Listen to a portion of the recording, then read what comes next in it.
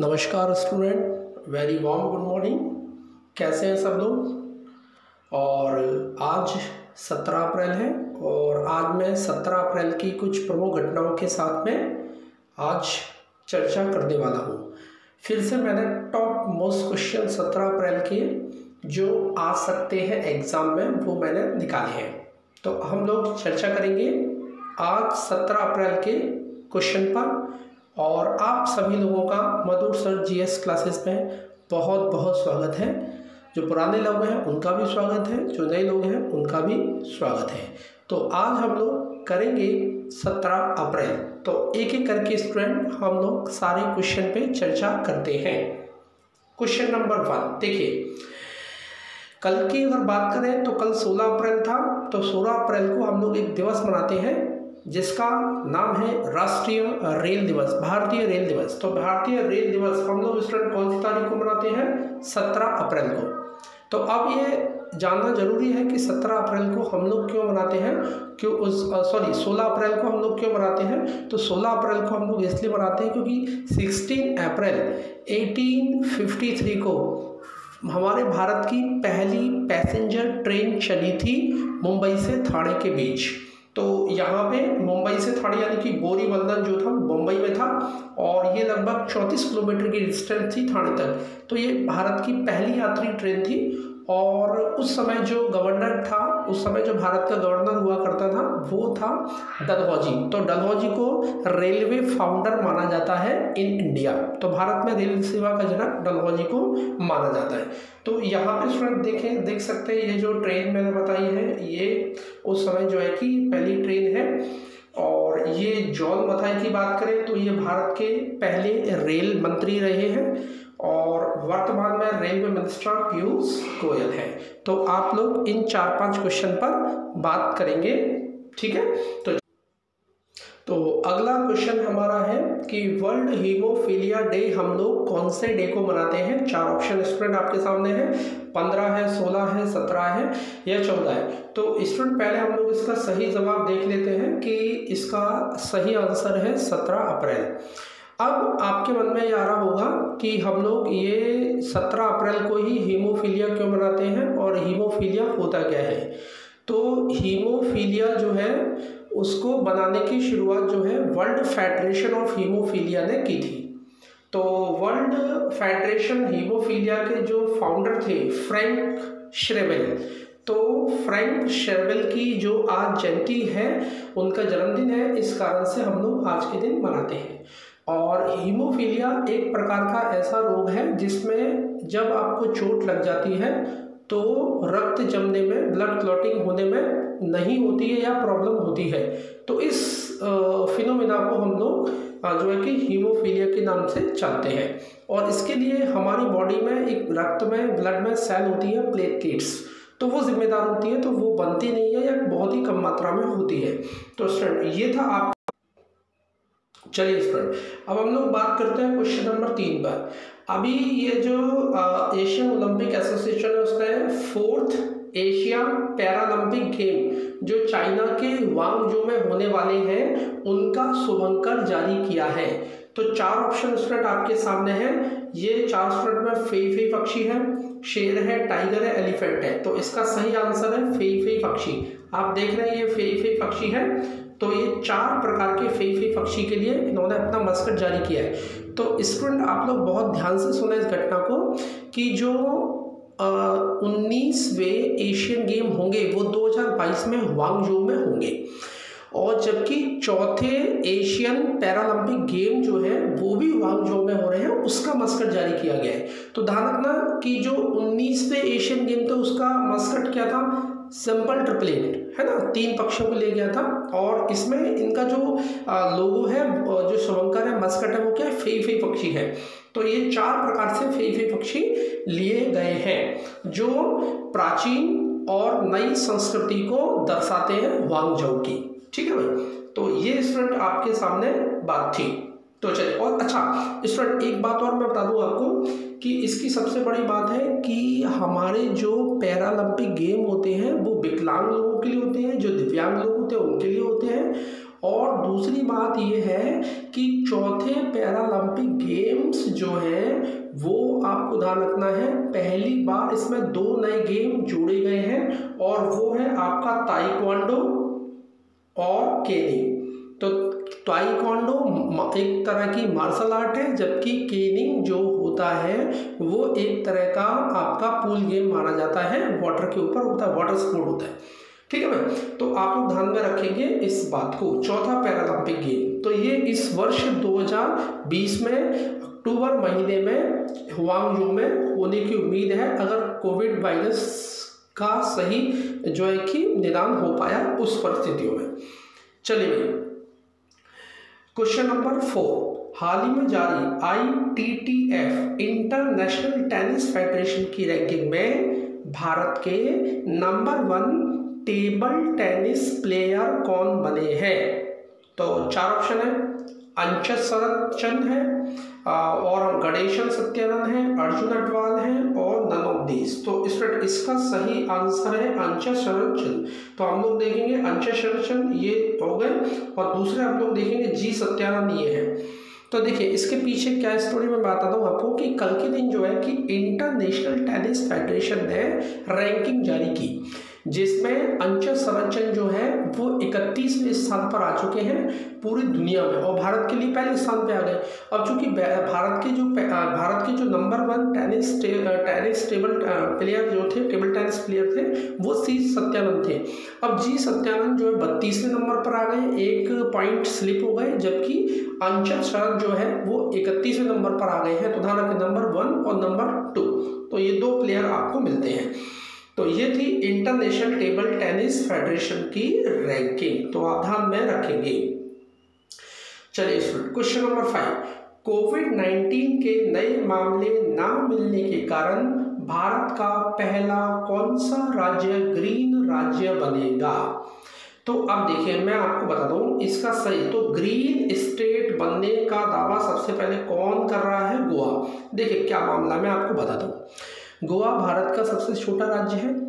इस समय वहाँ के CM प्रमोद सावंत है, जबकि राज्यपाल जो है सत्यानंद है और सत्यपाल मलिक है सॉरी। और उसके बाद में हम लोग देखते हैं कि पिछले 4 अप्रैल से गोवा में एक भी कोरोना वायरस का मामला नहीं आया है। टोटल 7 लोग थे, 7 में से 6 लोग सही हो चुके हैं। इस कारण से मामला ना आने के कारण इसको ग्रीन स्टेट में रखा जा सकता है और उसने दावा पेश किया है हेल्थ मिनिस्ट्री के सामने। हो सकता है 20 अप्रैल तक इसको बना दिया जाए। ठीक है भाई, तो गोवा की राजधानी क्या है? पणजी। तो गोवा बना कब था? 87 में। चलिए स्टूडेंट अगला क्वेश्चन चलते हैं हम लोग, क्वेश्चन नंबर नेक्स्ट। अभी हाल ही में भारत ने कितने अन्य देशों को हाइड्रोक्सी क्लोरोक्विनोन दवा निर्यात करने का निर्णय लिया है? स्टूडेंट देखिए इसका पहले मैं थोड़ा सा स्टोरी बता दूं। देखिए 27 मार्च का वो दिन था जिस दिन मलेरिया निरोधी दवा हाइड्रोक्सी क्लोरोक्विनोन के निर्यात को पूरी तरह से इंडिया ने बंद कर दिया था। ये दूसरों देशों के लिए बंद किया। डोनाल्ड ट्रंप और भी तमाम सारे देशों के आग्रह पे फिर भारत ने इसके निर्यात को शुरू किया। स्टार्टिंग में पहली सूची में 13 देशों को रखा गया था, उसके बाद में फिर दूसरी और तीसरी सूची में इसको बढ़ा के 42 कंट्रीज और जोड़ लिए गए। तो टोटल कितने कंट्री हो गए? 55। तो इसका सही आंसर स्टूडेंट कितना हो गया? 55। तो पहली सूची में 13 कंट्रीज थे, उसके बाद में सेकंड एंड थर्ड दोनों को मिला के 42 और 42 प्लस 30 कितने हो गए? 55। तो आप लोग इस बात को ध्यान में रखें, हाइड्रोक्सी क्लोरोक्विनोन दवा अब टोटल 55 देशों में निर्यात की जाएगी, पहले 13 देश थे। चलिए भाई, और अब हम लोग बढ़ते हैं अगले क्वेश्चन की ओर स्टूडेंट। चलिए, हाल ही में टेलीमेडिसिन सेवा किस जिले में आरंभ हुई है, जिसमें 15 डॉक्टरों का एक दल बनाकर वहां पे लोग मोबाइल फोन की सहायता से अपनी बीमारी और कोरोना वायरस के निदान का जानकारी ले रहे हैं। तो टेलीमेडिसिन सेवा कोरोना पर भारत में कहाँ पे स्टार्ट हुई है? सीधा सवाल ये है। तो इसका सही आंसर है अमेठी। इसका सही आंसर है स्टूडेंट अमेठी। अब देखिए ये बात क्या है मैं आपको बताता हूँ। देखिए अमेठी जो है वो संसदीय क्षेत्र जो है कि हमारे जो मंत्री हैं, कपड़ा मंत्री हैं स्मृति ईरानी, उनका क्षेत्र आता है। और इन्होंने वहाँ पे क्या किया है, 15 डॉक्टरों को दल को बनाकर टेली मेडिसिन के माध्यम से लोग मोबाइल फ़ोन के माध्यम से कई सारी जानकारियाँ और अपनी बीमारियों को डायग्नोस कर रहे हैं। तो ये आप लोग ध्यान में रखें कि अमेठी, यहाँ से सवाल आ सकता है, telemedicine for corona in first time introduce कहाँ पर हुई है? अमेठी। ठीक है भाई, तो ये आप लोग ध्यान में रखें। अब हम लोग चलते हैं अपने अगले सवाल पर। अगला सवाल है कि हाल ही में कितने IIT ने time world education university ranking को पूरी तरह से बहिष्कार करने का निर्णय लिया है? ये कितने IITs हैं? तो इसमें इसका सही आंसर है 7। अब देखिए, इस पूरे मामले को आप सुने, क्या है ये मामला। होता क्या है कि हर साल जो है कि जो टाइम्स की वर्ल्ड यूनिवर्सिटी रैंकिंग आती है, पूरी दुनिया भर के बेस्ट इंस्टीट्यूट की रैंकिंग आती है, तो इसमें अब की बार जो रैंकिंग का बहिष्कार जो किया है वो हमारी 7 IITs ने किया है। और 7 IITs में से स्टूडेंट आप देखें कि यहाँ पर मैंने बताया IIT बम्बई, दिल्ली, गुवाहाटी, कानपुर, खड़गपुर, मद्रास, रुड़की, तो ये 7 IIT हैं जिन्होंने बहिष्कार करने का निर्णय लिया है। उन्होंने आरोप लगाया है कि इनकी जो रैंकिंग करने का जो ढंग है उसमें प्रॉस्पेरिटी नहीं है, पारदर्शिता नहीं है, इस कारण से बहिष्कार करने का निर्णय लिया है। और यहाँ पे स्टूडेंट मैंने आपको बताया था IIT के बारे में, 2-3 IIT मतलब इंडियन इंस्टीट्यूट है, टोटल नंबर ऑफ कितने हैं? 23 देश में है। और इनका नियंत्रण कौन करता है? AICTE करता है। AICTE मतलब ऑल इंडिया काउंसिल, ये पूरा मैंने बताया फॉर टेक्निकल एजुकेशन। तो ये इसका हेडक्वार्टर दिल्ली में है और ये कब बनी थी? 45 में। और इसके चीफ कौन इस समय? अनिल सहस्त्रबुद्धे। ठीक है भाई, तो AICTE IIT पर पूरी तरह से नियंत्रण रखती है। चलिए, तो अगली बढ़ते हैं हम लोग अगले खबर की ओर। चलिए, अगला खबर हमारा है, अगली खबर हम लोग देखेंगे क्वेश्चन नंबर 9। गृह मंत्रालय ने कौन से ऐप को भारतवासियों द्वारा प्रयोग ना करने की गाइडलाइन जारी की है? तो ये ऐप, इसका स्टूडेंट हम लोग पहले सही आंसर लगा लें। इसका सही आंसर है जूम ऐप। ये जूम ऐप क्या है पहले तो ये सुन लें, और ये क्यों जो है कि इसको बंद करने का मतलब इसको ना यूज़ करने की गाइडलाइन जारी की गई है। देखिए, सबसे पहले क्या क्या क्वेश्चन बनेंगे। जूम ऐप एक चाइनीज़ ऐप है, चाइना का ऐप है। Zoom app number 2, zoom app एक वीडियो कॉन्फ्रेंसिंग ऐप है। ठीक है, जिसमें वीडियो कॉन्फ्रेंसिंग ऐप है तो एक समय पे आप मैक्सिमम कितने लोगों को जोड़ सकते हैं? जूम ऐप से 100 लोगों को जोड़ सकते हैं। ठीक है, तीसरी बात कि जब आप 100 लोगों को जोड़ के आप कॉन्फ्रेंसिंग करेंगे तो मैक्सिमम कितने टाइमिंग तक आप कॉन्फ्रेंसिंग कर सकते हैं? 45 मिनट्स तक कर सकते हैं। लेकिन इसमें से जो निजता की बात है, जो प्राइवेसी होती है, उसके डाटा कई सारे लीक किए जा रहे हैं। इस कारण से हमारी होम मिनिस्ट्री ने इसको जो है कि प्रयोग ना करने की गाइडलाइन दी है। तो ये आप 4-5 क्वेश्चन ध्यान में रखें स्टूडेंट। तो अब हम लोग चलते हैं अगले क्वेश्चन की ओर। चलिए, अगला क्वेश्चन हम लोग देखेंगे कि SBI state bank of India ने अभी अपनी कौन सी सेवा से 30 जून तक सर्विस टैक्स माफ करने की घोषणा की है? ATM, home loan, personal. तो इसका सही आंसर स्टूडेंट ATM सेवा। तो ATM सेवा से SBI ने 30 जून तक किसी प्रकार के कोई सर्विस टैक्स की बात नहीं की है और इसकी अवधि है 30 जून तक। ना केवल जो SBI के कस्टमर है SBI के ATM पर ये लाभ प्राप्त करेंगे, जबकि अदर बैंक पर भी ये लाभ प्राप्त करेंगे। जबकि SBI की हम लोग बात करें तो 1 जुलाई 1955 को स्थापित हुई थी और इस समय चीफ कौन है? रजनीश कुमार। तो भारत का सबसे बड़ा बैंक। तो इस तरह से हम लोग देखेंगे ये सेवा उन्होंने शुरू की है। तो स्टूडेंट ये थे very top important question current के। अब एक बार आप रिवीजन कर लें, फिर हम लोग आगे की ओर चलते हैं। तो चलिए, एक बार अपन ऐसा करते हैं, इसको बैकअप ले लेते हैं और फिर अपन आगे देखते हैं। Question number, Indian railway day कब मनाते हैं? 16 अप्रैल को। उसके बाद हीमोफीलिया डे कब मनाते हैं? 17 अप्रैल को। 4th एशिया पैरालंपिक गेम जो अभी इस साल अक्टूबर में होंगे, उसका शुभंकर यानी कि मस्कट क्या लिया गया है? फेई पक्षी के 4 रूप लिए गए हैं। इसके बाद ITTF की हाल ही में जारी रैंकिंग में नंबर 1 भारत का कौन सा प्लेयर बना है? अंशज शरद। नंबर 2 पर कौन है? जी सत्यानंद। इसके बाद कोविड-19 के मामले न मिलने में भारत का कौन सा राज्य पहला ग्रीन राज्य बनेगा? गोवा। इसके बाद कितने देशों में हाइड्रोक्सी क्लोरोक्विनोन दवा निर्यात की जाएगी? टोटल 55। इसके बाद टेलीमेडिसिन सेवा कहाँ पर स्टार्ट की गई है फर्स्ट टाइम? अमेठी में, यूपी अमेठी, है ना। और इसके बाद कितने IIT ने time world education university ranking का बहिष्कार किया है? 7 IITs हैं।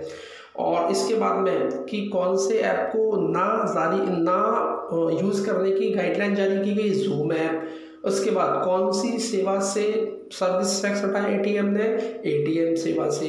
तो स्टूडेंट ये थे टॉप आज के 10 क्वेश्चन। चलिए अब हम लोग देखते हैं, कल का मैंने सवाल पूछा था 16 अप्रैल नेशनल वाटर डे कब मनाते हैं? तो स्टूडेंट इसका सही आंसर था राष्ट्रीय जल दिवस हम लोग कब मनाते हैं? 14 अप्रैल को। तो 14 अप्रैल को अंबेडकर जयंती को हम लोग राष्ट्रीय जल दिवस के रूप में भी मनाते हैं। तो चलिए स्टूडेंट आज का हम लोग देखें, आज का प्रश्न 17 अप्रैल का कि भारत में रेल सेवा का जनक कौन है? तो स्टूडेंट इसका आपको आंसर देना है, भारत में रेल सेवा का जनक कौन माना जाता है? तो ये था आज का करंट अफेयर का सेशन। और लगातार जो है कि आप इसी तरह से वीडियो देखते रहें और ज़्यादा से ज़्यादा लोगों को जोड़ने की कोशिश करें। मेरी कोशिश है कि अच्छे से अच्छे क्वेश्चंस मैं आपको बताता हूँ, और जहाँ पता नहीं मैं सफल हो पा रहा हूँ या नहीं हो पा रहा हूँ, ये तो अच्छे से आप लोग जो है कि इसका निर्णय लेंगे। तो बहुत बहुत धन्यवाद, थैंक्स फॉर वॉचिंग वीडियो। चलिए बहुत बहुत धन्यवाद।